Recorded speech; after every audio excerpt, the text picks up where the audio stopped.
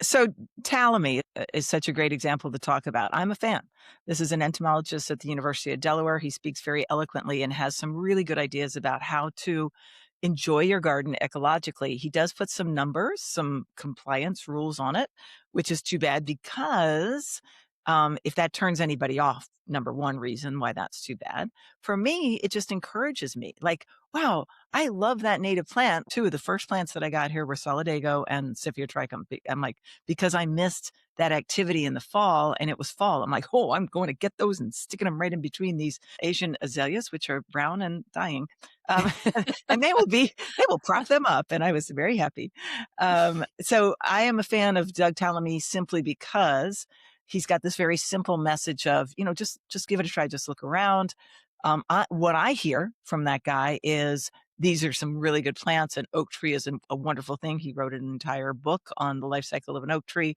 And there's some really great Lepidoptera that have such wonderful homes there. There are also other trees that support a lot of caterpillars. I want bugs in my yard. I want birds in my yard. And I'm very happy to not have chemicals in my yard. For me, his message is as simple as that. But for you, and therefore probably for others, it's more hardline and more in your face and more, what do I have to do? And I don't think it's necessarily that we're just taking the wrong thing. I mean, he instructs people with these things, proselytize. He uses the word proselytize a little bit. And he says that, that natives are life and alien plants are not. And I think that his demeanor is very gentle. It And is. I've listened to him talk a couple times. I've had my book signed by him.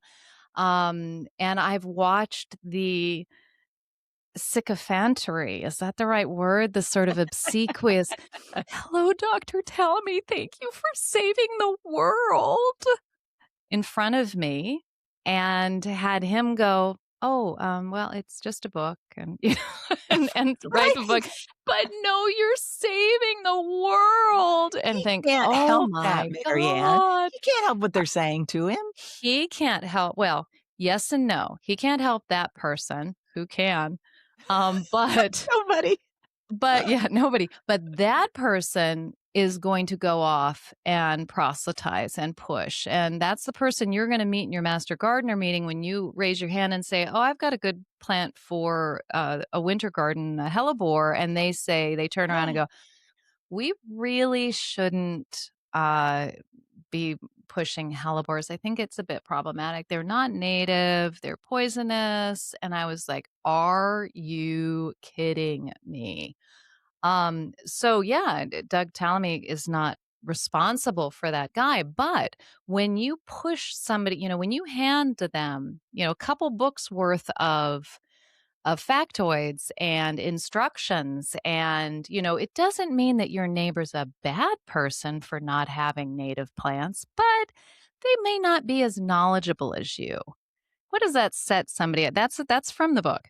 What does that set somebody up to do? I am better because I know and they don't. Oh, And totally you disagree see, with you here.